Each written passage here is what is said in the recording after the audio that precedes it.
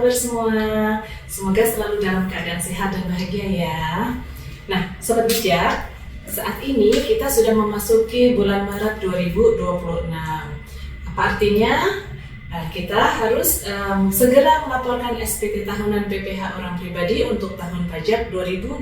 Nah, seperti kita ketahui ya Sobat Bijak, untuk pelaporan surat pemberitahuan atau SPT tahunan, ini merupakan kewajiban mutlak ya bagi wajib pajak, itu baik orang pribadi maupun badan di Indonesia.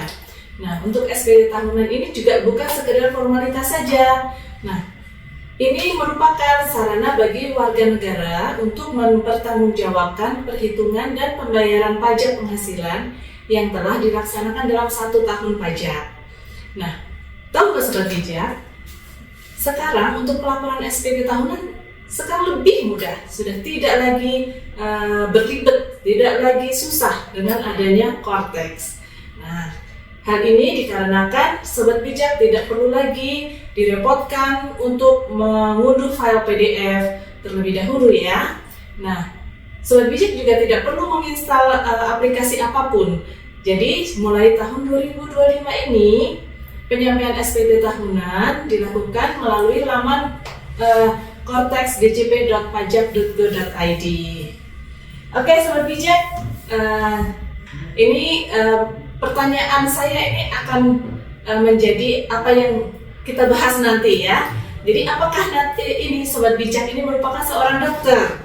Nah, Sobat Bijak masih bingung nih cara pengisian SPT tahunan di Cortex-nya. Oke, Sobat Bijak tidak perlu panik. Kita rapat di sini, kita bahas di sini, kita ungkap di sini bagaimana cara pelaporan SPT tahunan khusus untuk dokter. Nah, baik. Dalam pembahasan kita, dalam bincang-bincang kita kali ini, kita akan kupas tuntas cara pelaporan SPT tahunan orang pribadi untuk pekerjaan bebas, khususnya profesi dokter. Ya, di sini kita tidak hanya menyampaikan teori saja, tapi kita nanti akan mengilustrasikan kasus-kasusnya dan kita juga langsung praktek cara mengisi SPT-nya di Cortex. Nah, seperti biasa ya, saya tidak sendiri, ada Kak Darli yang akan menemani saya untuk sharing session kita. Apa kabar Kak Darli? Alhamdulillah baik. Kabar gimana ini? Alhamdulillah. Masih puasa? Masih, insya Allah. Semangat sekali ya walaupun puasa ya. Ya tentu, Kak Darli masih semangat kan? Iyalah. Dan puasa juga? Insya Allah. Oke Kak Darli. Ini kan kita sudah masuk bulan Maret ya. Iya. Ya, ini berarti kita sudah masuk ke periode pelaporan SPT tahunan untuk orang pribadi ya. Iya, udah di penghujung nih. Udah di penghujung ya, makanya kita harus segera mungkin memberikan informasi ke Sobat Bijak ya. Nah, ngomong-ngomong nih Kak Darli sudah lapor SPT tahunan belum? Waduh, sudah dong. Kalau kita ASN itu kita harus disegerakan pelaporan SPT-nya. Ya, kalau untuk ASN ada batas ya. ASN itu bulan Februari udah harus menyampaikan SPT. Kalau kabar? Yang ini kan belum.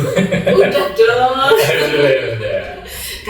Kalau aku sih ya lapornya, jadi bukan aku yang lapor nih, tapi cukup suami saja yang lapor. Iya, digabung ya itu lebih mempermudah ya. Jadi khusus istri untuk pelaporannya digabung saja dengan suami.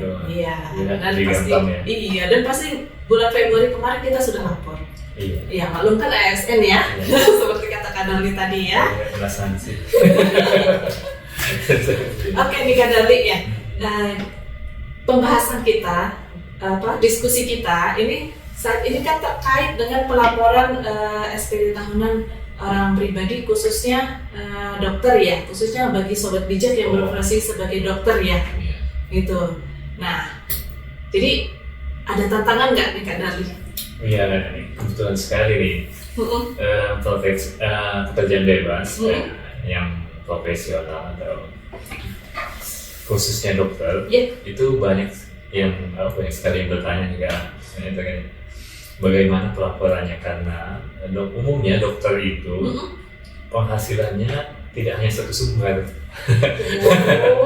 Kita tahu lah ya, dokter itu selain misalnya di ASN ya, dokter yang PNS selain dia menerima gaji sebagai PNS, dia juga menerima penghasilan dari praktiknya. Baik itu praktik dia di rumah sakit yang tempat dia ditugaskan, maupun ketika dia membuka praktik sendiri, ataupun di rumah, ataupun di klinik-klinik, ataupun di rumah sakit lainnya. Tapi stop dulu.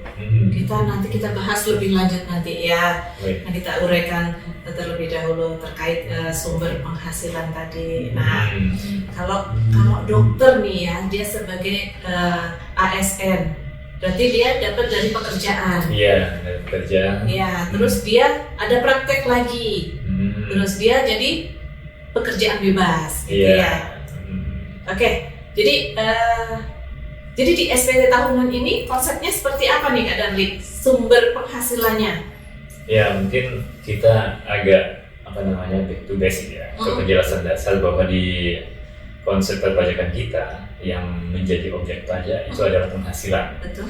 Itu sangat general ya, bahwa penghasilan itu ya ini setiap tambahan kemampuan ekonomis yang diterima atau diperoleh wajib pajak, baik yang berasal dari Indonesia maupun dari luar Indonesia, yang dapat dipakai untuk konsumsi atau untuk menambah kekayaan wajib pajak yang bersangkutan dengan nama dan dalam bentuk apapun. Oke. Jadi kalau kita bagi penghasilan yang diterima dokter itu dapat berupa pertama penghasilan sehubungan dengan pekerjaannya. Yang kedua, itu penghasilan sehubungan dengan pekerjaan bebas. Yang ketiga, penghasilan dari usaha, jika dia ada usaha. Kemudian penghasilan dalam negeri lainnya yang bersifat tidak final. Penghasilan dari luar negeri, penghasilan yang dikenakan PPh yang bersifat final, dan atau penghasilan yang bukan objek pajak. Gitu kan? Secara umumnya seperti itu. Dan ternyata ya Kak Darli ya, sumber penghasilan dari seorang dokter itu banyak sekali ya. Iya, secara umum seperti itu. Tapi dokter lebih tahu ya. Tapi ya, bagaimana pelaporannya nih? Biar nanti sobat bijak yang saat ini berprofesi sebagai dokter nih tidak bingung, mungkin kita akan kupas tuntas satu persatu ya. Nanti kita akan jelaskan jenis penghasilan itu seperti apa. Nah, yang pertama terkait penghasilan dari pekerjaan. Penghasilan dari pekerjaan ini mencakup penghasilan yang diterima oleh sobat dokter yang bekerja pada pemberi kerja sebagai pegawai tetap berdasarkan perjanjian ya. Seperti tadi yang ASN atau non ASN tapi dia pegawai tetap di di perusahaan atau di rumah sakit ya, kayak gitu. Jadi intinya kalau dari pekerjaan itu penghasilan yang diterima sebagai pegawai. Itu penghasilan dari pekerjaan. Ya, kedudukannya sebagai pegawai. Ya. Oke. Nah, terkait penghasilan dari seorang dokter nih, untuk kan tadi ada penghasilan dari pekerjaan, ada juga misal dia dokter itu menerima penghasilan sehubungan dengan pekerjaan bebas. Nah, itu seperti apa nih untuk penghasilan yang dari pekerjaan bebas itu? Ya, pekerjaan bebas itu kalau di di perpajakan itu disebutkan pekerjaan yang dilakukan oleh seseorang yang punya keahlian khusus ya. Keahlian khusus ya kata kuncinya ya. Jadi profesional ya. Dia bukan sembarang orang yang bisa mengerjakannya. Makanya disebut dengan keahlian khusus. Dokter masuk dalam kategori itu, makanya dia penghasilan yang diterima oleh dokter itu masuk ke dalam kategori pekerjaan bebas. Nah, apa bedanya dengan penghasilan yang diterima sebagai pegawai? Misalnya dia ASN, bekerja di rumah sakit, dia kan udah dapat gaji dan juga dapat uang praktek yang dibayarkan oleh pasien. Nah, dari gaji itu tadi penghasilan sebagai pegawai yang diterima. Nah, dari uang praktek yang dibayar oleh pasien itu terkait dengan profesinya sebagai dokter. Nah, itu penghasilan dari pekerjaan bebas. Seperti itu. Bisa juga selain dia praktek di rumah sakit tempat dia bekerja, dia bisa juga buka praktek sendiri, bisa di rumah ataupun ikut di klinik-klinik ya. Nah, itu juga masuk kategori pekerjaan bebas. Nah, ini menarik sekali ya. Tadi sudah dijelaskan sama Kak Darli ya, penghasilan dokter itu dari pekerjaan maupun sehubungan dengan pekerjaan dan ada pekerjaan bebas. Nah, jika nih dokter tersebut memperoleh penghasilan dari usaha atau penghasilan dari dalam negeri lainnya atau penghasilan dari luar negeri lainnya, penghasilan dari luar negeri nih Kak Darli ya. Nah itu seperti apa nih Kak Darli? Iya, kalau penghasilan dari usaha misalnya ya, selain dia sebagai pegawai tetap, buka praktik, dia juga punya misalnya apotek ya. Apotek pribadi ya. Kemudian atau dia buka usaha apa ya, kayak butik kayak gitu, atau dia punya resto. Jadi dokternya aktif sekali ya mencari uang. Ya itu masuk kategori penghasilan dari usaha. Nah kalau penghasilan dalam negeri lainnya itu ambil contoh seperti ini, misalnya terkait dengan pengalihan harta. Misalnya dokter ini rajin nih koleksi kendaraan klasik ya. Rajin koleksi kendaraan klasik. Nah misalnya dia beli, misalnya Vespa lah ya Mbak ya. Ini bahkan Vespa ya. Misalnya dia beli 10 juta nih Vespa Langsokan. Kemudian dibenerinya, dibagusin, restorasi. Jadi Vespanya jadi bagus. Kemudian ada nih seorang kolektor datang berminat mau beli Vespanya berapa, 100 juta gitu Mbak ya. Wah, tinggi sekali ya. Jadi dia belinya tadi 10 juta, kemudian dia modal untuk memperbaikannya misalnya habisnya 20 juta, jadi 30 juta. 30 juta, kemudian dia jualnya 100 juta. Jadi ada keuntungan dong? Untung, ya dia untung 70 juta. Nah 70 juta ini masuk ke dalam penghasilan dalam negeri lainnya. Oh, jadi keuntungannya ya selisih antara harga jual sama modalnya itu yang menjadi penghasilan ya? Iya, jadi penghasilan netonya itu seperti itu. Nah kalau terkait dengan penghasilan luar negeri ya biasanya kalau dia contohnya misalnya dividen dari luar negeri, dia ada buka reksadana, tapi reksadananya melalui manajer investasi di luar negeri. Nah dia kan dapat dividen. Nah dividen itu bisa dilaporkan sebagai penghasilan dari luar negeri. Ini di SPT Badan pribadinya nanti. Oke, jadi tadi sudah jadi sumber penghasilannya itu kan tadi ada banyak ya, sudah dijelaskan berapa tadi, 5 ya? 5 ya sama Kak Darli ya tadi ya. Nah terus ada juga sumber penghasilan dokter itu dari penghasilan yang dikenakan PPh final dan juga penghasilan yang bukan merupakan objek pajak. Nah, seperti itu bagaimana nih Kak Darli? Ya kalau penghasilan yang bersifat final, berarti ya cash cost ya, berarti pajaknya udah dipotong final atau diskon final. Nah contohnya apa? Kalau penghasilan PPh final itu kalau untuk profesi dokter itu kalau dia ASN, biasanya dia misalnya mengisi seminar. Nah, honornya itu dibayarkan dari dana APBN atau APBD. Jadi potong final. Itu jadi potong final, tergantung ya. Kalau golongan 4, maka dia 15% potong final. Atau contoh sederhananya terkait misalnya dokternya jual properti, dia jual rumah nih.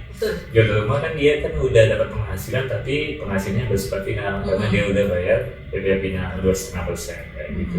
Atau mungkin yang umum sewa.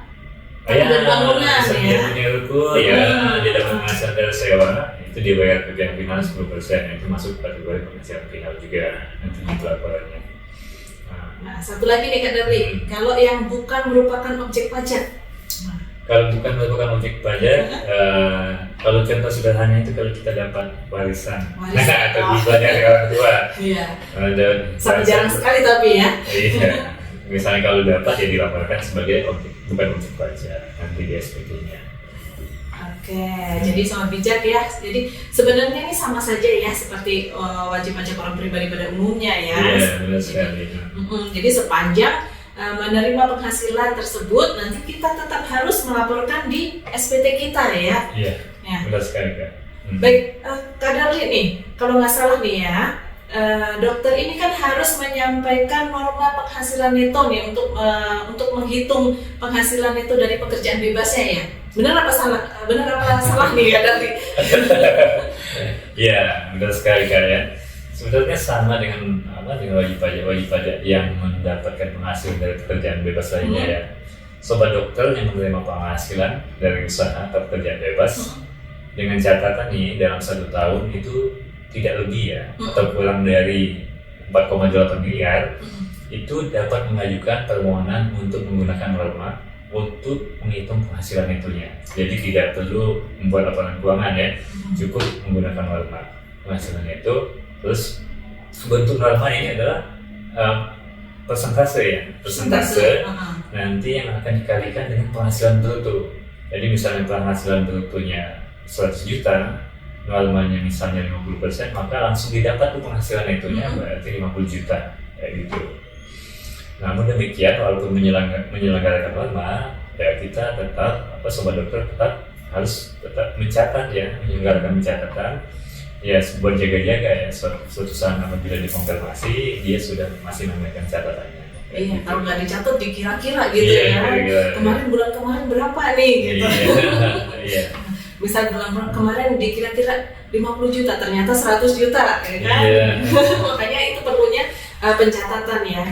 Oke, baik. Tadi Kak Darlis sudah sampaikan cut off-nya itu tidak lebih dari 4,8 miliar dapat langsung menggunakan menghitung penghasilan netonya menggunakan norma ya. Tidak kurang dari ya. Kalau dia 4,8 menyentuh 4,8 itu udah nggak boleh lagi. Jadi 4,79999. Oke. Kalau udah 4,8 itu harus dengan pembukuan udah gitu. Threshold ya, udah nggak boleh lagi menggunakan norma, jadi wajib pembukuan. Nah, jadi dengan adanya NPPN ini ya, ini lebih praktis ya. Iya. Ya. Nggak ribet gitu ya bagi sobat bijak ya. Nah, untuk NPPN ya, berarti itu dia menggunakan norma. Norma itu tadi dengan menggunakan besarnya persentase ya Kak Darli ya. Nah, untuk persentasenya sendiri itu untuk dokter ya, itu berapa persen normanya? Iya, secara umum itu praktek dokter itu norma penghitungan penghasilan itu atau NPPN-nya itu 50% ya.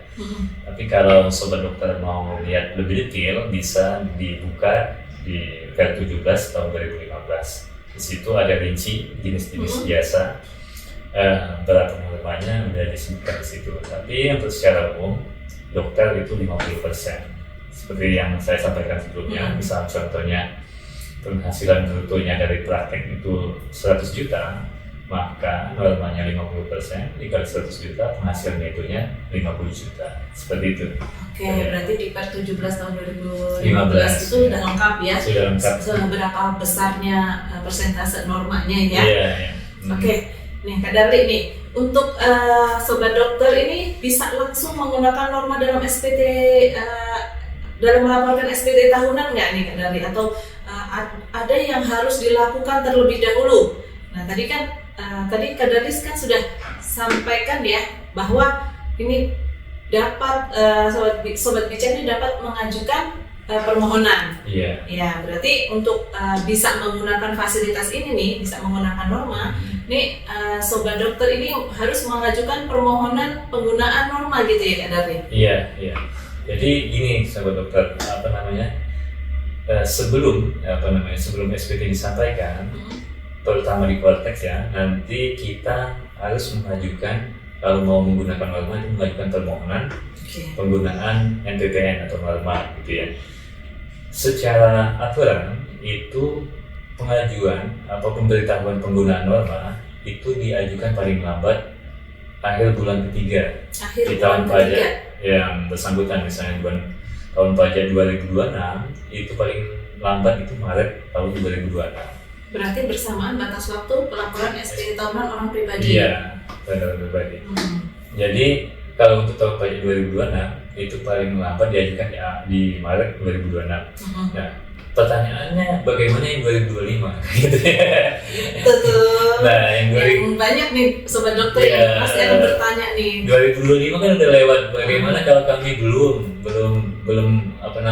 memberitahukan perhitungan norma? Kalau kita belum mengajukan pemberitahuan penggunaan norma, itu tidak usah khawatir sobat bijak. DJP memberikan kelonggaran. Jadi di Cortex itu masih dibuka bagi wajib pajak yang ingin mengajukan pemberitahuan norma, itu masih bisa untuk tahun pajak 2025. tidak dikunci, tapi sebaiknya untuk kedepannya seperti tahun pajak 2026 itu sudah diajukan sekarang untuk tahun pajak 2026. Nah, untuk 2025 itu masih bisa dibuka sehingga di SPT dapat membuat penyampaian SPT nanti di Qualtek masih bisa dilakukan jika menggunakan norma. Oke. Jadi ketika kita mengajukan pemberitahuan penggunaan norma di tahun 2025 sekaligus setelah satu permohonan untuk tahun 2025 kita mengajukan lagi untuk tahun 2026 gitu ya? Iya. Biar nggak kelupaan ya? Iya. Iya, langsung 2025 langsung ngajuin lagi untuk 2026. Oke. Yeah. Nah, untuk caranya bisa dijelaskan nih Kak Dadi gimana cara mengajukan pemberitahuan penggunaan norma ya? Oke, baik Sobat Bijak ya. Mungkin kita langsung praktek aja bagaimana cara mengajukan pemberitahuan penggunaan norma di Qualtek sebelum kita menyampaikan SPT tahunan ke pribadi. Oke. Nah, pasti hal yang pertama dilakukan pasti login terlebih dahulu ya Kak Dadi? Ya. Jangan lupa login ke Cortex djp.pajak.go.id untuk alamatnya ya. Jadi pertama Sobat Bijak buka Cortex djp.pajak.go.id, kemudian login ID penggunanya itu seperti biasa menggunakan ini, akan memasukkan kata sandi, masukkan captcha-nya,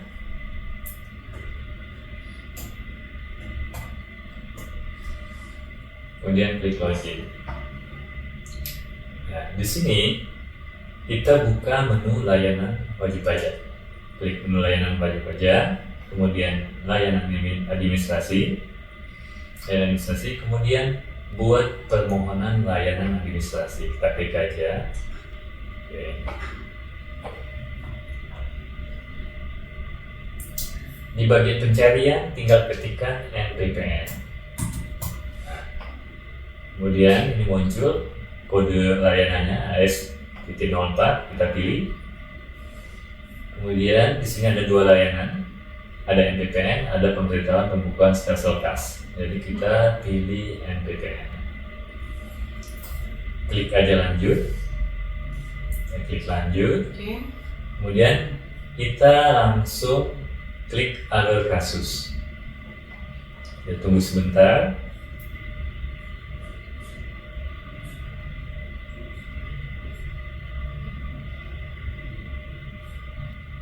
Lagi loading. Nah, muncul di sini muncul informasi umum yang udah terpreview. Nah, di tahun pajak untuk tahun pajak 2025 kita pilih tahun pajak 2025. Kita pilih. Kemudian peradaan brutonya di sini kita masukkan peradaan bruto tahun 2025 yang kita dapatkan. Nah, untuk sobat dokter itu yang dimasukkan adalah peredaran bruto dari penghasilan dari praktiknya, baik dari rumah sakit, praktik sendiri, ataupun praktik di klinik atau di rumah sakit lainnya. Itu direkap dulu, kemudian jumlahkan berapa peredaran brutonya. Di sini saya coba masukkan contohnya peredaran brutonya 2 miliar. 2 miliar. Kemudian pilih kabupaten atau kota. Berarti kita di sini apa ya, Jakarta Utara misalnya, Jakarta Utara. Kemudian di sini kita centang pernyataan, kemudian simpan. Setelah simpan, di sini kita refresh pemenuhan kewajiban perpajakan. Kita refresh. Nah, nanti ya di sini kemungkinan akan tercentang otomatis. Kita lanjut, kemudian kita create PDF. Kita buat dokumennya, kita isi. Yang wajib diisi itu yang ada bintang-bintangnya ya. Nah, di sini klasifikasinya biasa, deskripsinya tinggal kita copy aja ini, kita copy, kita paste di sini. Kemudian bahasa Indonesia udah, pilih jenis pajaknya PPh pasal 25, 29 orang pribadi tahunan, kita pilih. Kemudian bulan tahun pajaknya tahun pajak 2025. Bulannya boleh dikosongkan atau mau diisi boleh di Januari boleh. Kemudian simpan. Oke, setelah simpan, kemudian kita tanda tangani dokumennya. Oke. Ini kata sandi ini passphrase ya, tanda tangan elektronik yang kita buat atau kode otorisasi ya, yang sudah kita buat ketika kita aktivasi akun Poltek ya. Kemudian kita simpan. Oke, dokumennya udah tanda tangan ini. Oke, ini berarti udah ditandatangani. Terus kita kirim.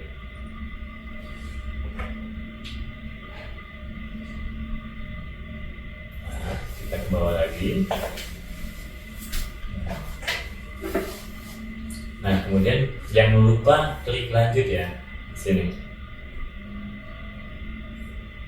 Dia bisa otomatis, bisa kita klik lanjut manual. Nah, ini otomatis ya. Nah, seperti ini otomatis. Atau kalau dia tidak muncul seperti ini, nanti tadi di bagian klik lanjut, klik aja lanjut.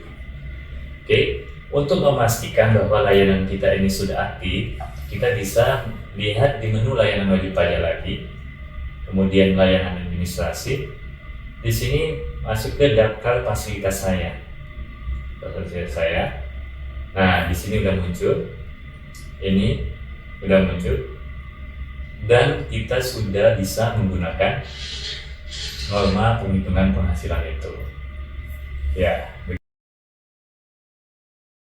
begitu Kakak. Oke, jadi tadi tahun 2025.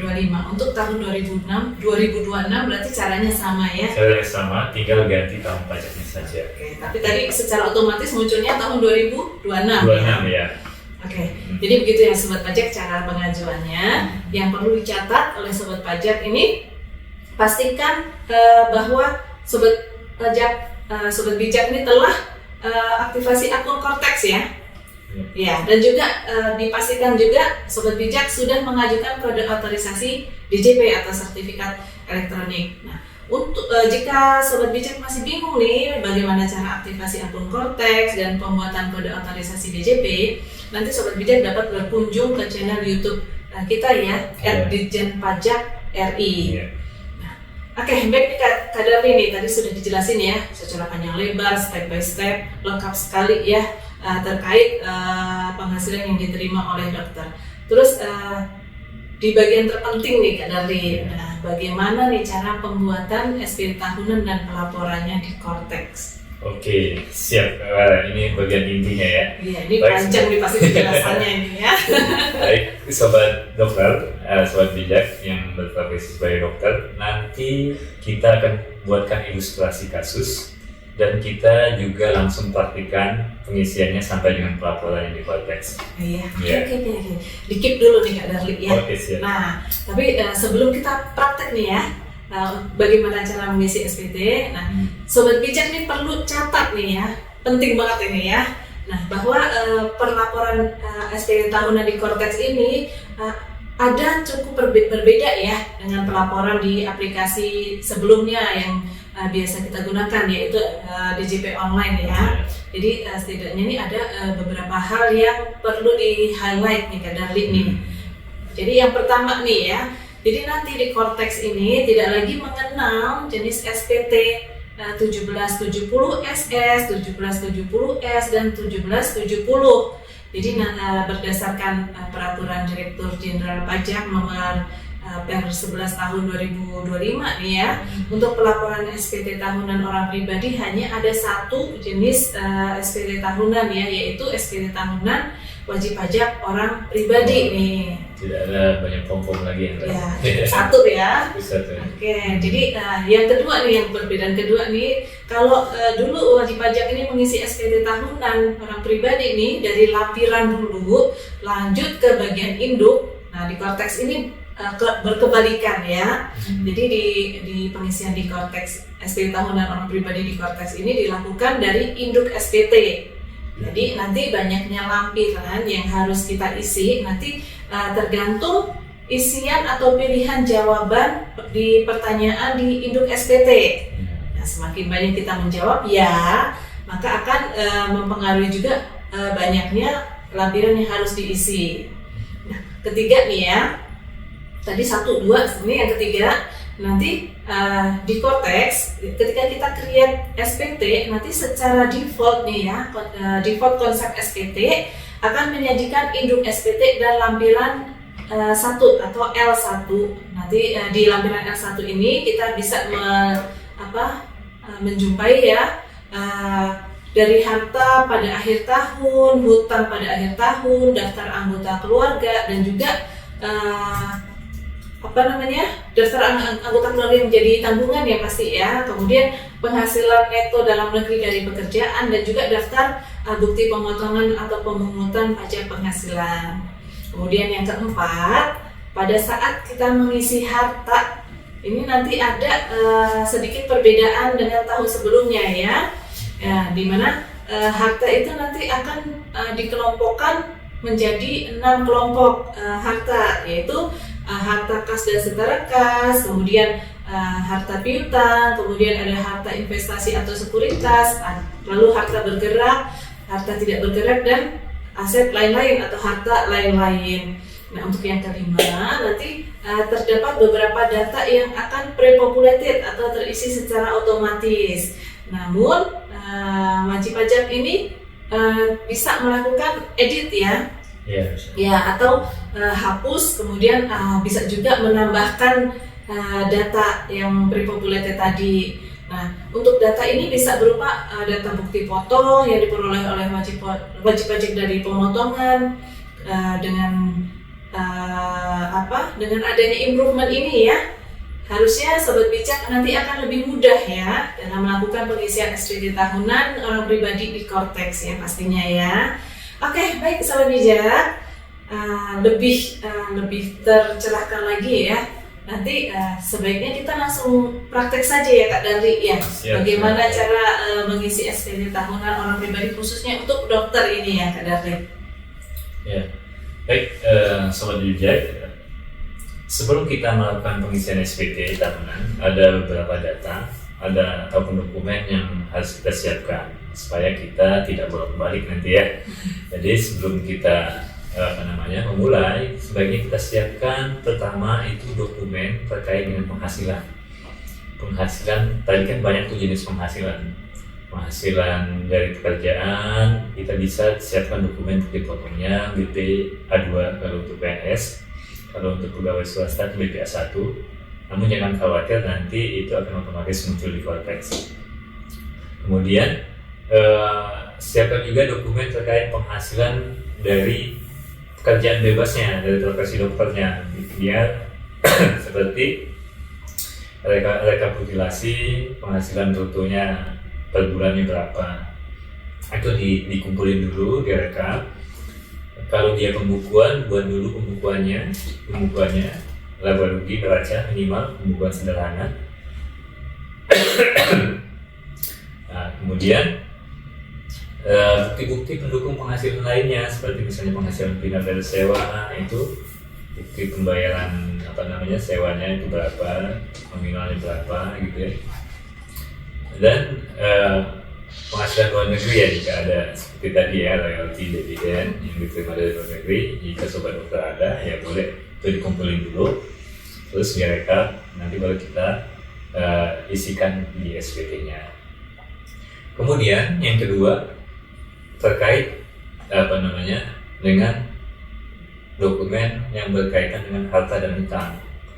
Ya, soalnya di Cortex itu kabarnya untuk harta itu diminta agak rinci ya, agak detail ya dibandingkan dengan tahun sebelumnya. Misalnya data kendaraan gitu, kita harus tahu mereknya apa, jenisnya apa, kemudian nomor polisinya berapa, kemudian atas nama siapa, tahun belinya tahun berapa, harga belinya berapa, kemudian nilai saldonya berapa.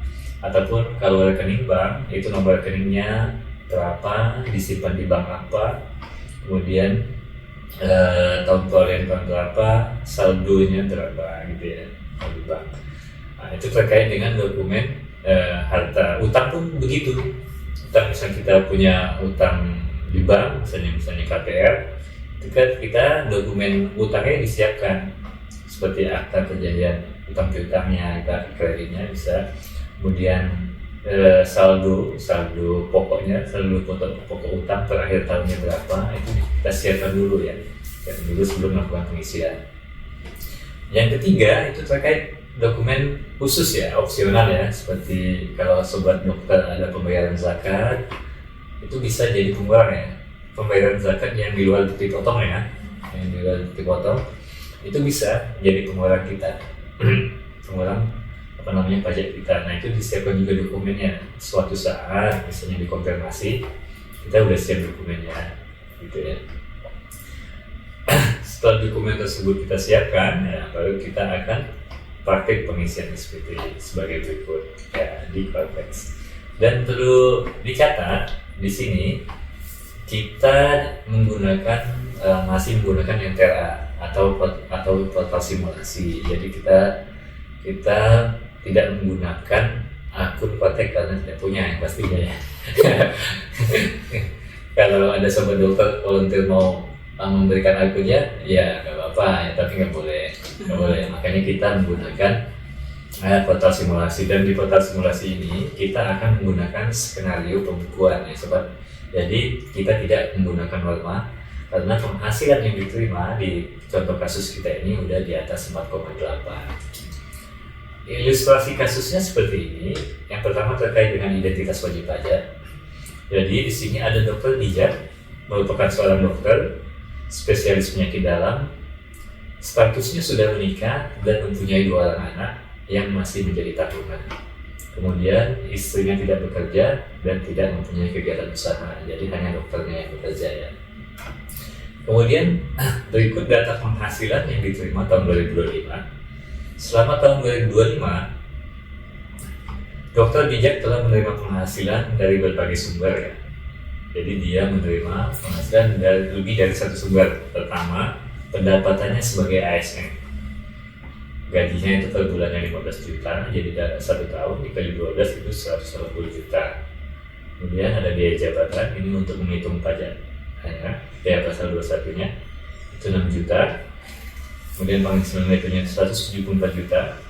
PTKP-nya tadi K2, kawin dengan 2 tabungan, 67.500.000.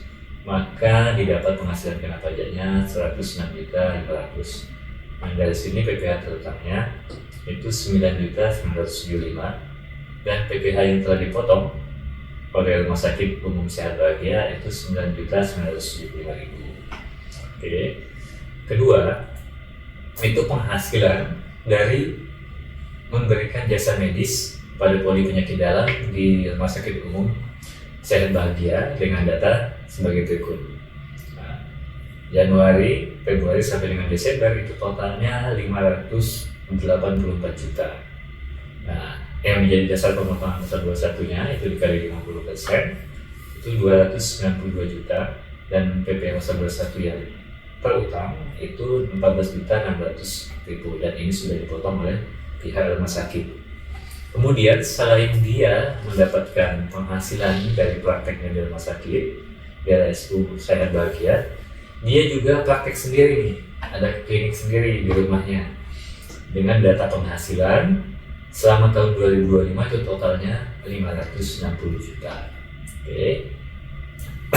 Keempat, pada bulan Februari 2025, Dr. Bijak menerima pendapatan dari sewa ruko miliknya di Jalan Yosudarso sebesar 250 juta dan dari PT ABC, dan telah dipotong PPh final sebesar 25 juta atau 10% ya oleh penyewa. Kemudian kelima, penghasilan sebagai narasumber dalam kegiatan seminar di Puskesmas yang sumber dananya dari APBD sebesar 50 juta dan telah dipotong PPh final 2.500.000 ya, gitu ya. Kemudian Dr. Bijak juga punya bunga deposito ya, mendapat penghasilan dari bunga deposito sebesar 50 juta dari Bank DF dan telah dipotong PPh final oleh bank sebesar 20%. Dan yang ketujuh, menerima dividen dari PT Farma Bahagia sebesar 60 juta, dan atas dividen ini semuanya diinvestasikan ya, karena semua diinvestasikan kembali maka ini tidak termasuk objek pajak nantinya. Ya, oke.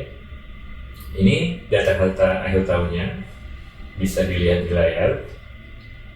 Ada kas dan setara kas, ada investasi, kemudian ada harta bergerak berupa mobil, kemudian harta tidak bergerak, tanah dan atau bangunan. Ini ada rumah domisili, ada ruko, kemudian harta lainnya itu ada logam mulia.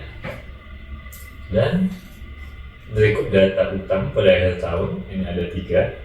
Ada utang bank, ada leasing kendaraan, ada kartu kredit. Nanti kita akan sama-sama masukkan ke SPT-nya.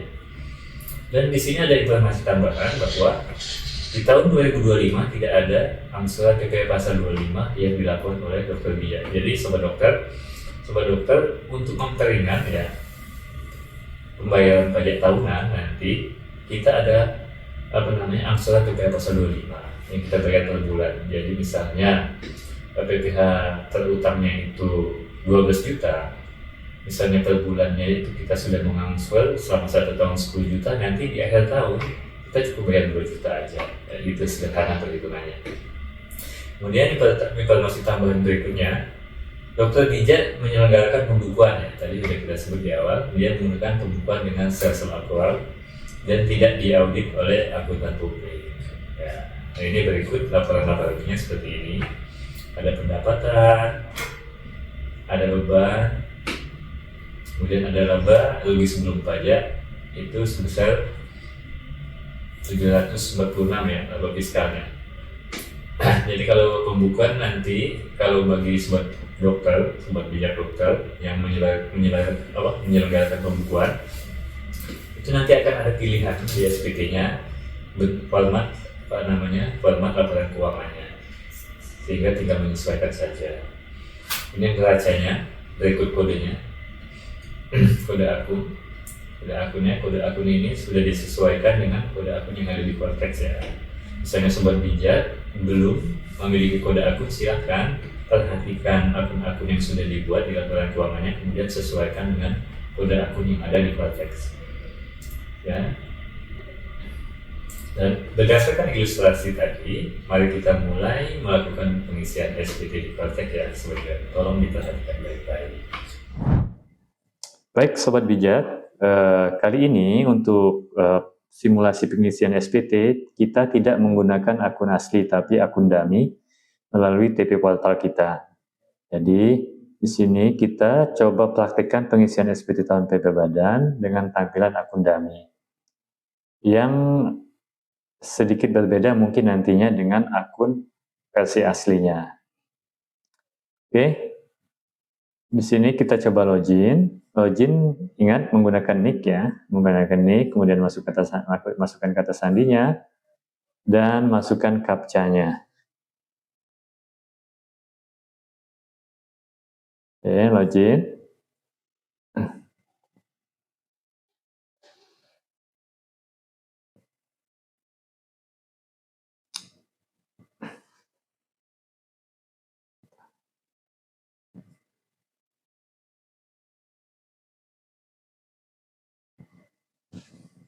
Silakan langsung aja kita klik menu surat pemberitahuan, klik surat pemberitahuan. Nah, di sini sobat bijak akan diarahkan ke beberapa submenu di menu surat pemberitahuan ini. Ada konsep SPT, ada SPT menunggu pembayaran, ada SPT dilaporkan, SPT ditolak, dan SPT dibatalkan. Nah, ketika kita mau membuat konsep SPT, kita akan diarahkan ke menu konsep SPT. Ketika konsep SPT kita sudah submit atau kita sudah laporkan dan menunggu pembayaran, dia akan masuk ke SPT menunggu pembayaran. Ketika billingnya sudah dibayar, maka SPT otomatis akan berpindah ke SPT dilaporkan. Baik, kita mulai pengisian SPT. Silakan sobat bijak klik buat konsep SPT, pilih PPh orang pribadi, klik lanjut.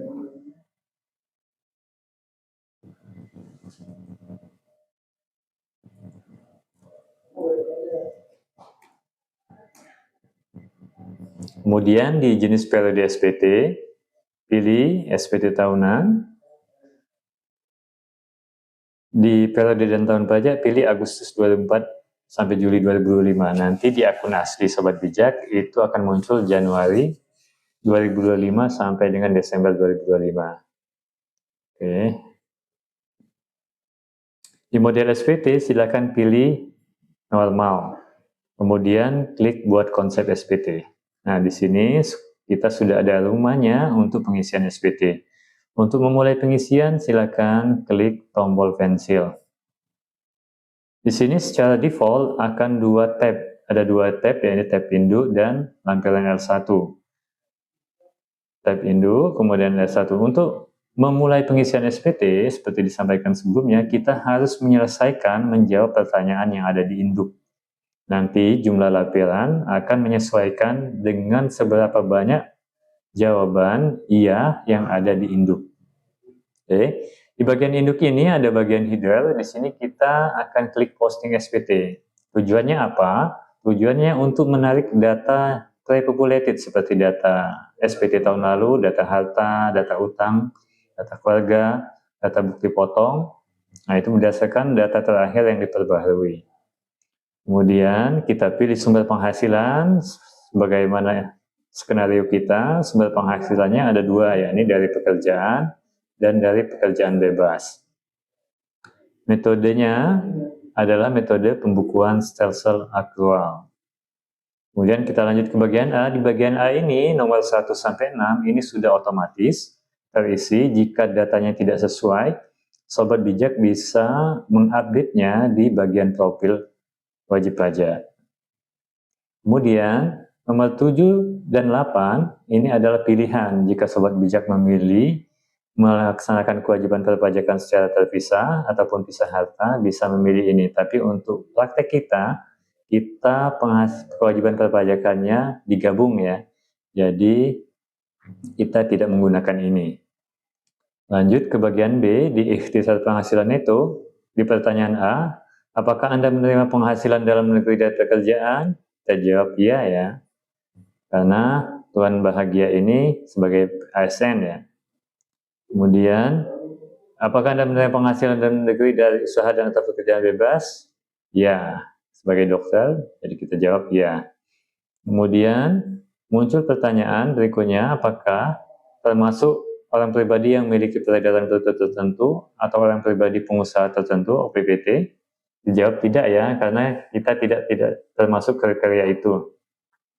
Kemudian, apakah Anda menggunakan norma penghasilan itu untuk menghitung penghasilan itu? Di sini kita jawab tidak karena kita menyelenggarakan pembukuan.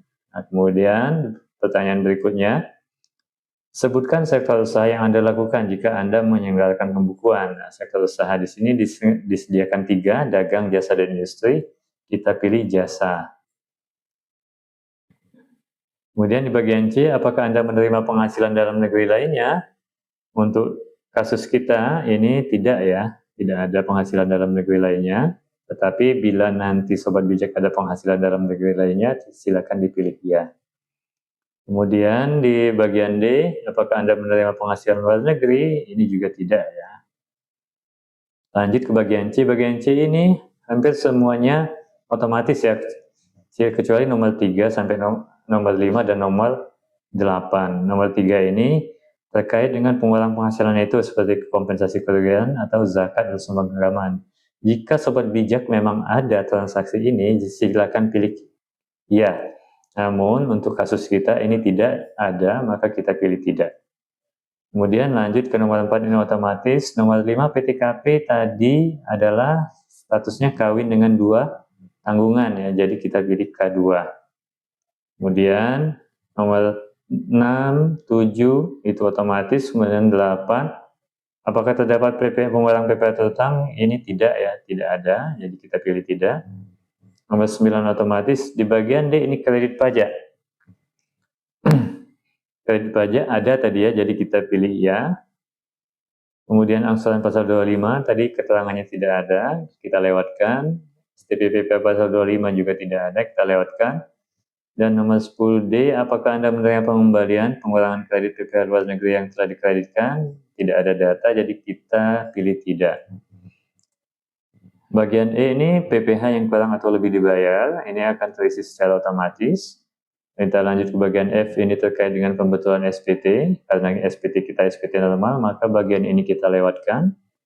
Di bagian G terisi otomatis jika status SPT kita lebih bayar, jadi akan kita lewatkan. Di bagian H terkait angsuran PPh pasal 25 tahun pajak berikutnya. 13A, apakah Anda hanya menerima penghasilan teratur dan berkewajiban membayar angsuran PPh pasal 25 tahun pajak berikutnya? Kita jawab tidak ya, karena dia selain penghasilan teratur juga dia ada pekerjaan bebas gitu ya. 13B, apakah Anda menyusun perhitungan tersendiri angsuran PPh pasal 25 tahun berikutnya? Iya. Nanti kita akan menghitung sendiri angsuran pasal 25-nya. Kemudian di 13C, apakah Anda membayar angsuran PPh pasal 25 OPPT tahun pajak berikutnya? Tidak ya, karena kita bukan termasuk OPPT. Oke, kita lanjutkan pernyataan transaksi. Di sini harta ini akan otomatis terisi berdasarkan data pada SPT tahunan terakhir, dan di sini posisinya 0. Jadi, nanti kita update secara manual. Kemudian di 14B, apakah Anda memiliki utang? Tadi di skenarionya ada hutang. Kita pilih ya. Apakah Anda menerima penghasilan dikenakan pajak yang bersifat final? Di skenarionya ada, jadi kita pilih iya. Kemudian apakah Anda menerima penghasilan ini tidak termasuk objek pajak? Di skenarionya ada, maka kita pilih iya. Kemudian 14E dan 14F, ini tidak ada di laporan laba rugi kita, maka kita pilih tidak, ini otomatis tidak. Kemudian di 14G, apakah Anda menerima dividen dan atau penghasilan lain dari luar negeri dan melaporkannya sebagai penghasilan tidak termasuk objek pajak? Ya, tidak ada data, maka kita jawab tidak. Kemudian nomor 14H ini akan terisi otomatis untuk UMKM ya. Kemudian di bagian J ini laporan tambahan. Karena kita menyelenggarakan pembukuan, maka kita wajib melampirkan minimal laporan keuangan laba rugi dan neraca ya. Dan perlu diingat, format file yang hanya bisa diterima itu adalah format PDF. Nah, untuk mengunggahnya kita klik pilih atau choose. Kemudian kita pilih filenya, Setelah kita pilih filenya, kita klik upload atau unggah.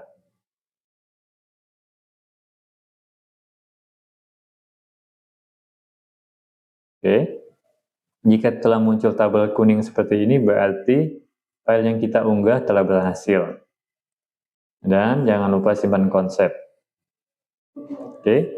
Baik Sobat Bijak, ini pertanyaan di Induk sudah kita jawab, dan kita akan lihat ke atas. Nah, di sini sesuai dengan jawaban kita di Induk, maka akan muncul lampiran tambahan yaitu L2, L3A2, dan L4. Nah, baik, selanjutnya kita mulai mengisi lampiran L1. Di lampiran L1 ini ada 5 bagian, ada pengisian harta di akhir tahun, kemudian utang, daftar anggota keluarga, penghasilan neto dalam negeri dari pekerjaan, dan daftar bukti potong dan pemungutan PPh. Pertama kita mulai pengisian harta. Pengisian harta di sini di konteks sudah dikelompokkan per jenis harta, jadi tidak usah bingung lagi. Silahkan isikan sesuai kelompoknya. Di sini kita punya harta kas dan sarkas, ya kita langsung tambahkan saja. Tabungan. Nomor akunnya 123450000 atas nama Bijak, nama banknya Bank DEF, lokasi hartanya di Indonesia, tahun perolehannya 2015, tahun buka rekeningnya, kemudian saldonya di tahun 2025 itu 200 juta. Dan di sini ada pilihan, ada harta PPS dan harta investasi PPS. Jika aset yang kita laporkan ini masuk dalam kategori harta PPS ataupun harta hasil investasi PPS, maka kita pilih salah satu. Tapi jika tidak, kita abaikan saja. Kemudian kita lanjut pengisian berikutnya deposito. Deposito, nomor akunnya 123450001. Atas nama Bijak, Nama banknya Bank DF. Bank DF. Lokasi hartanya Indonesia. Tahun perolehannya 2025. Saldonya 1290.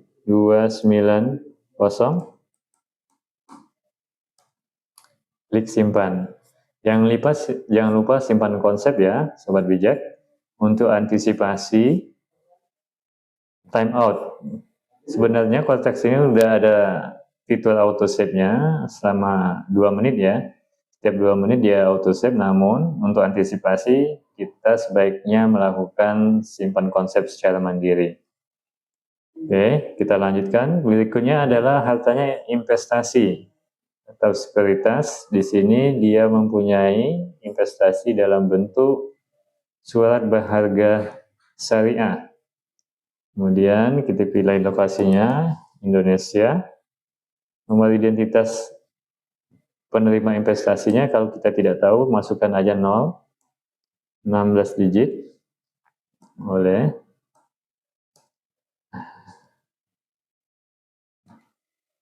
Dua, tiga, empat.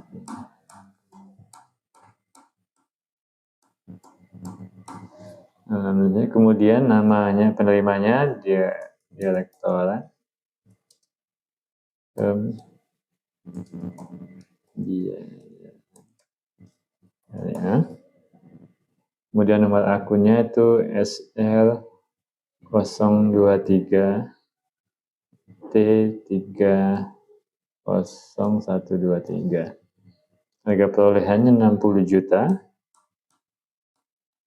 Kemudian tahun perolehannya 2025. Nilainya saat ini di akhir tahun 2025 itu 63.480. Kita simpan.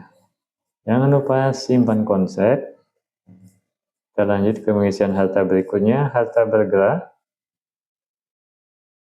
Di sini ada satu harta bergerak, mobil penumpang, mereknya Toyota Innova 2.4 G A-T diesel luxury. Nomor polisinya itu B 2025 CDE. Milikannya atas nama sendiri. Tahun perolehannya itu 2024. Harga perolehannya itu 450 juta. Nilai saat ini itu 300 juta. Simpan. Jangan lupa simpan konsep lagi. Kita lanjut ke pengisian harta berikutnya. Harta tidak bergerak berupa tanah dan atau bangunan. Silahkan tambahkan. Di sini ada rumah domisili. Lokasinya Komplek Bahagia Bersama Blok A nomor 23.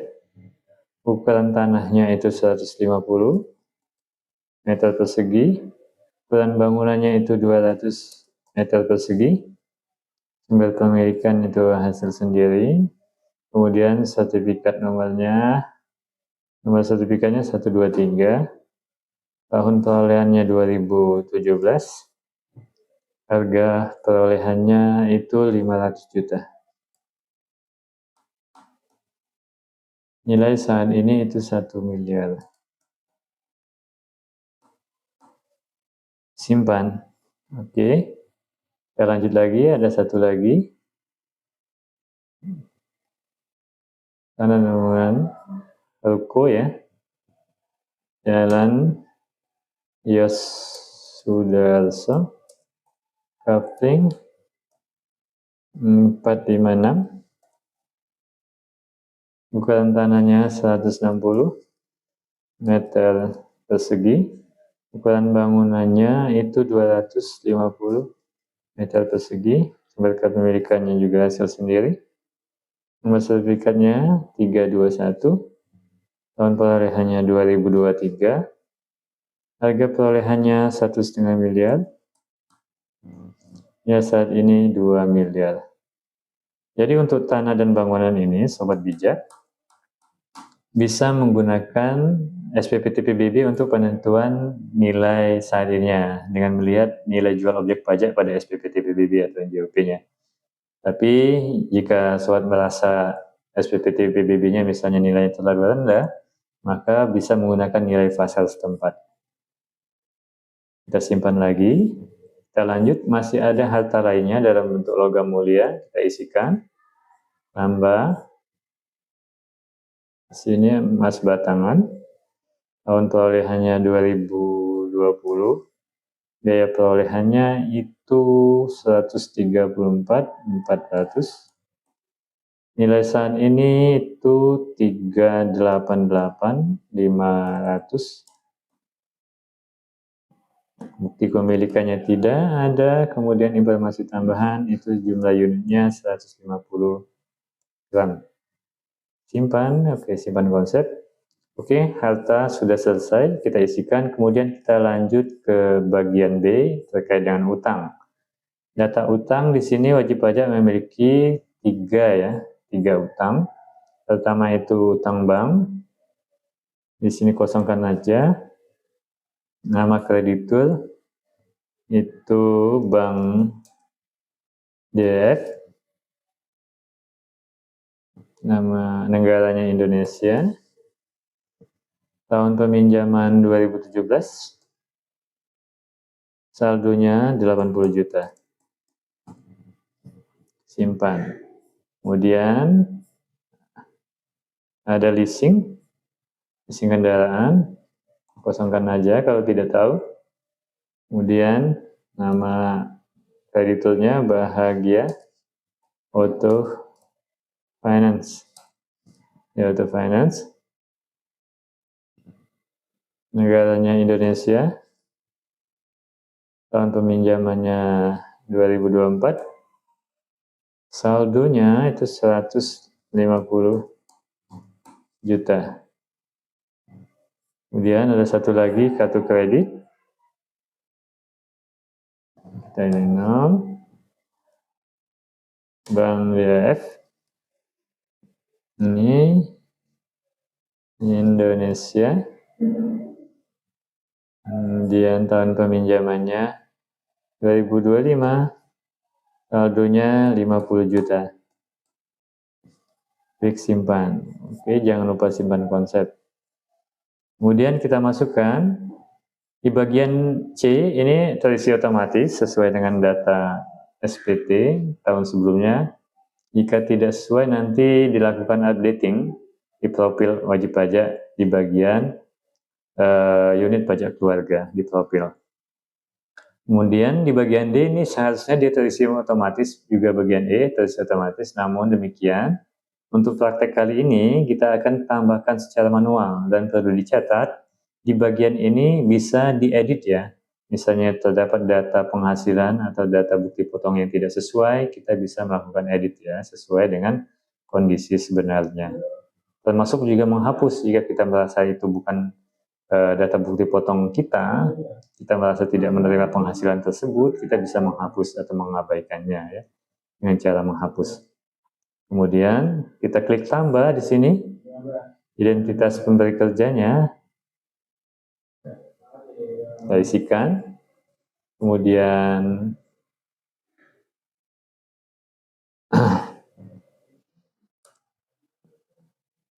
nama pemberi kerjanya tadi Rumah Sakit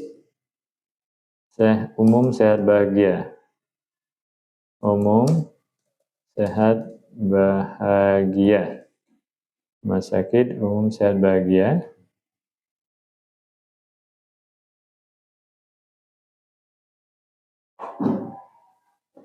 Rumah Sakit Umum Sehat Bahagia. Penghasilan brutonya, Sobat bijak, jika ada notifikasi merah seperti itu di sini diabaikan saja karena ini portal simulasi. Nanti untuk akun aslinya insya Allah tidak seperti itu. 90 juta, pengulangnya 6 juta, dan kita klik simpan. Data ini data yang tercantum di bukti potong di BPA1 atau BPA2 ya. Nah, jika ini seharusnya nanti muncul otomatis ya. Namun jika tidak sesuai, kita dapat mengeditnya sesuai dengan data bukti potong di baik BPA1 maupun BPA2 ya.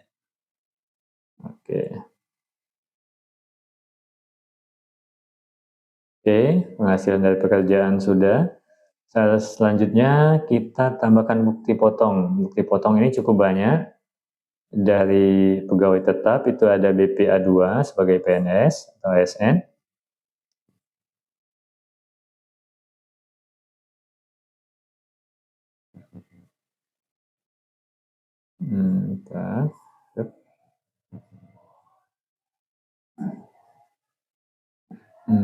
Sebagai ASN.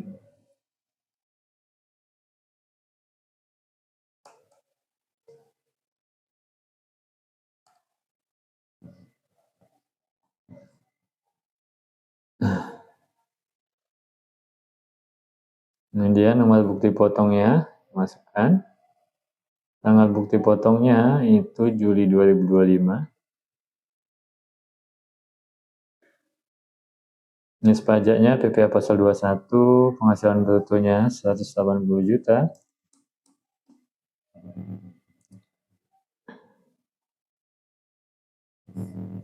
PPh terutangnya 9.975.000. Klik simpan. Jangan lupa simpan konsep. Kemudian bukti potong dari dia praktek di rumah sakit. Di sini ada 12 ya, 12 bukti potong atau 12 bulan. Kita masukkan aja per bulannya. Pertama di bulan Januari, nomornya nomor 1. Tanggalnya itu Februari 2025. Jenisnya PPh pasal 21. Jumlah yang dipotong itu penghasilan brutonya itu 50 juta. Dan yang dipotong, PPh yang dipotong itu 1.250.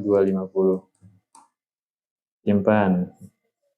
Dan konsep, silakan lanjut ke bulan Februari.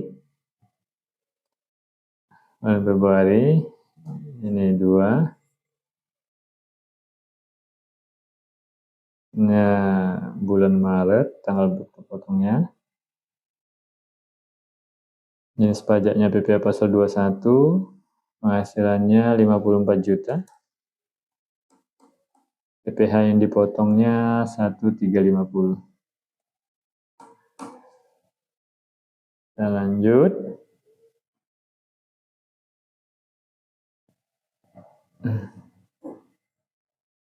Kemudian bulan Maret ya. Bulan Maret berarti nomor 3. Maaf. Ini nomor bukti potongnya. Nomor 3. Tanggalnya April 2025.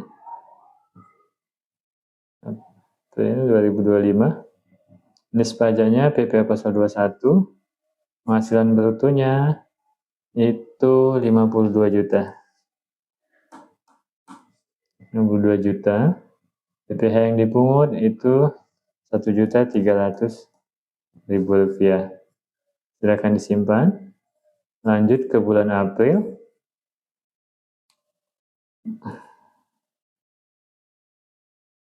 Bulan April itu nomor bukti potongnya 4.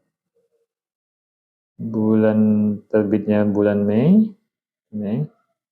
Jenis pajaknya pasal 21. Penghasilan brutonya bulan April itu 45 juta.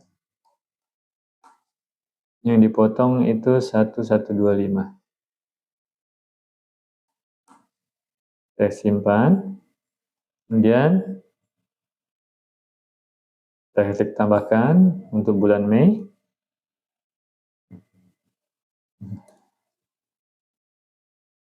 Tanggal bukti potongnya terbit di bulan Juni. Jenis pajaknya pasal 21. Penghasilan brutonya bulan Mei itu 49 juta. Yang dipotongnya 1225. Kita simpan, kita lanjut ke bulan Juni.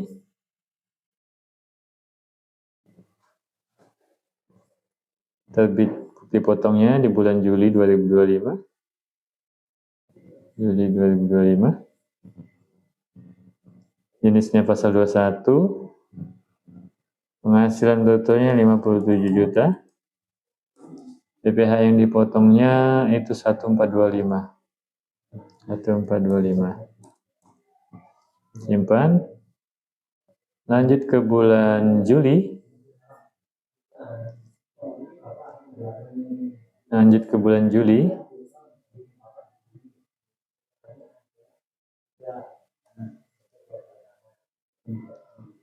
Terbitnya Agustus 2025. Jenis pajaknya pasal 21. Penghasilan brutonya 45 juta. Pajak yang dipotongnya itu 1125. Simpan. Lanjut ke bulan Agustus. Terbitnya September 2025. Jenis pajaknya pasal 21. Penghasilan brutonya 40 juta. Yang dipotongnya 1 juta. Simpan. Ya, kita lanjut ke bulan September. Terbitnya Oktober 2025. Jenis pajaknya pasal 21. Penghasilan brutonya 49 juta. 50 juta maksud saya. Yang dipotongnya itu 1.250.000.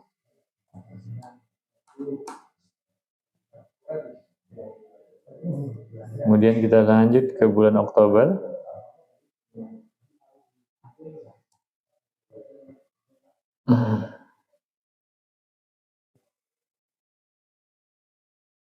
Terbitnya itu November. Jenis pajaknya PPh pasal 21. Penghasilan brutonya itu 49 juta.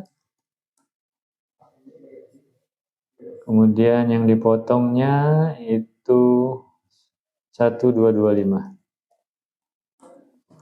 Simpan. Langsung kita lanjut ke November. Bukti potongnya. Terbitnya di Desember.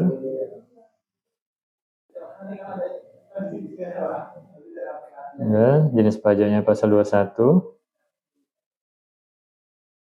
48 juta. Penghasilan brutonya. Yang dipotongnya 1.200.000. Terakhir itu masa Desember. Bukti potongnya 12, terbitnya di Januari 2026.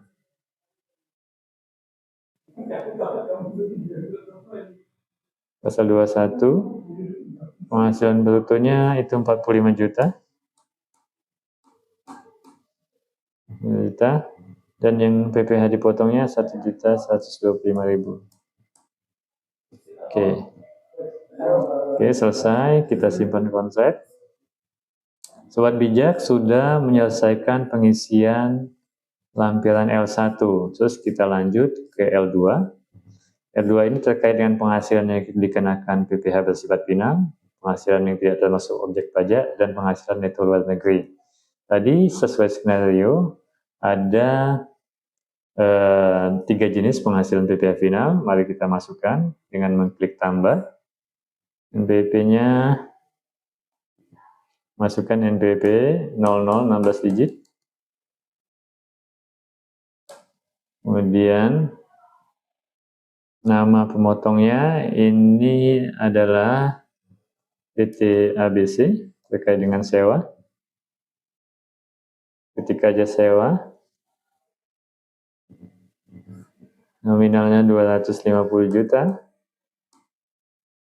PPh-nya 10%, itu 25 juta. Klik simpan. Kemudian tambahkan lagi sebagai narasumber. Narasumber ini Dinas Kesehatan Kabupaten Bahagia. Di sini honorarium.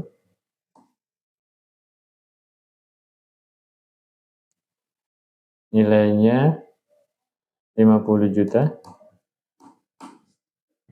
Jumlah yang dipotong 2.500.000. Kita simpan. Satu lagi kita masukkan terkait dengan bunga deposito. Bunga deposito ini dari Bank DF. Ini penghasilnya deposito bunga.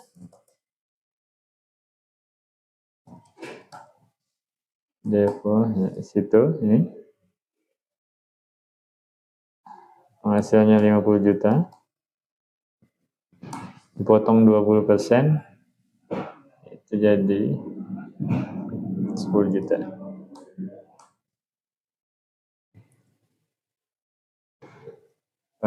Oke, kita simpan konsep. Lanjut ke bagian B, penghasilan bukan objek pajak. Tadi ada dividen dari PT ABC. Klik dividen. NPWP-nya masukkan aja.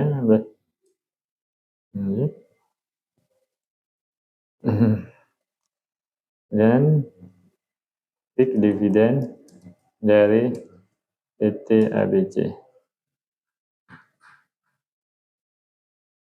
Hasilnya itu 60 juta. Simpan. Oke, baik Sobat Bijak, lampiran 2 sudah berhasil kita selesaikan. Oke, baik Sobat Bijak, selanjutnya kita lanjut ke pengisian L3A2. Di sini kita akan mengisi elemen-elemen laporan keuangan karena kita menggunakan metode pembukuan. Jadi, yang perlu dicatat adalah ketika kita membuat laporan keuangan, laba rugi ataupun neraca, kita harus mengelompokkan per kode akun yang disesuaikan dengan kode akun yang ada di Cortex. Supaya apa? Supaya kita lebih mudah dalam mengisi elemen laporan keuangan yang di Cortex nanti. Seperti kami sampaikan pada contoh di atas atau di paparan tadi, di situ kita di laporan keuangannya baik laba rugi apapun neraca sudah kita masukkan kode akunnya. Jadi ketika kita menginput elemen laporan keuangan baik laba rugi apapun neraca, tinggal kita lihat kode akunnya. Yang pertama di laba rugi itu ada kode akun 4021. 4021 itu nilai komersialnya itu 1144 000000. Nah, yang perlu dicatat bahwa ketika melakukan pengisian di elemen laba rugi tidak boleh dikosongkan. Kalau dia tidak mempunyai nilai maka cantumkan 0. Tidak boleh angka lain seperti ini, nggak bisa. Error. Nah, dia harus 0 ya. Begitu juga di penyusunan fiskal, jika tidak ada data, tidak ada nilai, kita isikan 0. Kemudian klik simpan. Kemudian berikutnya itu kode akun 5020. 5020 itu nilainya 182 juta. Tidak ada penyesuaian fiskal, jadi kita isikan 0. Lalu kita klik simpan. Selanjutnya itu di akun 5311 beban gaji, nilainya 30 juta. Tidak ada penyesuaian fiskal. Jadi kita klik simpan. Selanjutnya itu beban transportasi di 5313. nilainya 24 juta. Tidak ada penyesuaian fiskal, kita nolkan. Kemudian kita simpan. Selanjutnya itu di beban umum administrasi di akun 5322. Itu nilainya 12 juta. Tidak ada penyesuaian fiskal, makanya kita isi angka 0. Kemudian kita simpan. Selanjutnya di beban usaha lainnya 5399. Itu ada nilai 100 juta. Di sini ada penyesuaian fiskal positif sebesar 50 juta. Dan negatif 0. Nah, ketika sobat bijak mencantumkan penyesuaian fiskal, baik positif atau negatif, kita diminta memilih kode penyesuaian fiskal. Di sini kita pilih penyesuaian fiskal positif lainnya. Kita ketik lainnya. Oke, simpan konsep jangan lupa. Dan laba rugi sudah selesai kita input. Kita lanjutkan di neraca. Di neraca relatif lebih gampang. Jika akun-akunnya tidak mempunyai nilai, tinggal diabaikan saja. Jadi yang diisi cukup yang mempunyai nilai saja. Contohnya di sini, di bagian pasipa, itu yang mempunyai nilai cuma akun 1101 atau kas dan setara kas nilai 566250000. Nah, dengan yang lain tinggal diabaikan saja di sebelah sininya. Di bagian saldo labanya itu sama, angkanya 566250. Tinggal simpan. Oke. Kemudian yang perlu dilihat di sini adalah laporan keuangannya diaudit atau tidak. Jadi kita harus pilih, karena laporan keuangan kita tidak diaudit, maka kita pilih tidak diaudit. Dan apabila sobat bijak menggunakan konsultan pajak, silakan mencantumkan NPWP dan nama konsultannya. Jangan lupa simpan konsep. Laporan keuangannya sudah kita isikan, kemudian kita mengisi lampiran terakhir, lampiran 4. Ini terkait dengan penghitungan angsuran PPh pasal 25 tahun pajak berikutnya. Sini penghasilan neto. Penghasilan neto kita itu gabungan dari penghasilan neto dari pemberi kerja sama penghasilan neto dari usaha. Dan tadi penghasilan dari pemberi kerja itu senilai 174 juta, sedangkan penghasilan neto fiskal dari usaha pekerjaan bebas itu 846 juta. Jadi totalnya itu 1020 1,1 miliar 20 juta. Di sini zakat tidak ada, titik HP-nya tadi K2. Kemudian jumlah pajak yang dipotong tadi totalnya 24.575.000 ya. Oke. Simpan konsep. Baik sobat bijak, semua lampiran sudah kita selesaikan. Saatnya kita kembali ke induk untuk memastikan yang kita isikan di lampiran tadi muncul di induk dan nilainya sudah sesuai dengan transaksi sebenarnya. Nah, di sini udah muncul semua. Oke, harta, utang, penghasilan final, penghasilan bukan objek pajak udah muncul semua. Jadi penghasilan SPT-nya udah kita selesai isikan. Jika setelah dicek semuanya sudah sesuai, sudah oke, maka kita akan melakukan submit SPT atau pelaporan SPT dengan cara apa? Kita mencentang di bagian pernyataan di sini, kemudian simpan konsep. Yang perlu dicatat di sini kami mohon maaf sebelumnya karena ini portal simulasi, kita akan hanya sampai memasukkan tanda tangan elektronik ya, tidak sampai generate billing dan pembayaran. Nanti sobat bijak di akun aslinya bisa melakukan itu. Ya, caranya sama dengan bayar dan lapor. Kemudian dapat notifikasi seperti ini, klik tutup saja.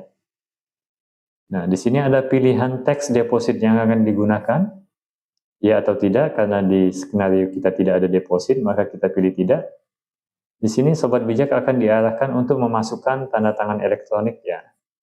Kemudian konfirmasi tanda tangan. Nanti setelah konfirmasi tanda tangan, sistem atau Qualtek akan otomatis mengenerate billing.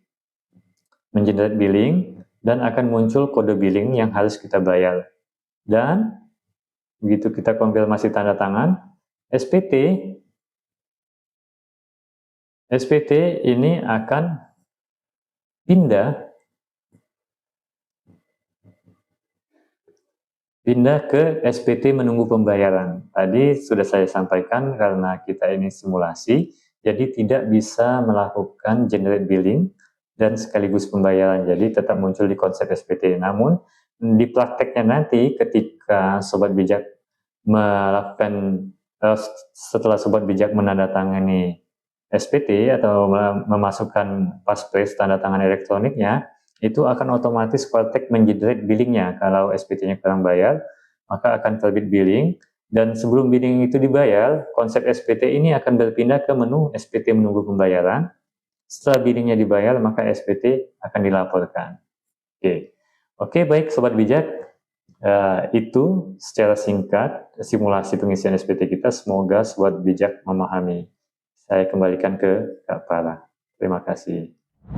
Wah, ilustrasinya komplit sekali ya Kak Darli ya. Langkah pengisiannya pun step by step ya tadi ya. Udah jelas dan sangat lengkap ya. Oke, bagaimana Sobat Bijak? Khususnya Sobat Bijak yang berprofesi dokter, sudah jelas bukan? Mudah-mudahan tidak bingung lagi untuk pengisian SPT tahunan PPh orang pribadi melalui Cortex ya. Oke, baik Sobat Bijak, semoga diskusi dan sharing yang kita lakukan nih pada saat kali ini dapat membantu para Sobat Bijak dalam melakukan pengisian SPT tahunan di Cortex ya. Oke, jika Sobat Bijak masih mengalami kendala atau masih ada yang perlu didiskusikan, silahkan kontak kami melalui WhatsApp Kanwil DJP Jakarta Utara di nomor 0851 62881929 atau follow akun medsos kami untuk Instagram di @pajakjakut atau subscribe channel YouTube kami di @kanwil DJP Jakarta Utara. Ya, baik Sobat Bijak, kita berdua undur diri. Sampai jumpa lagi di chapter berikutnya dengan topik bahasan yang lebih renyah. Oke, bye-bye.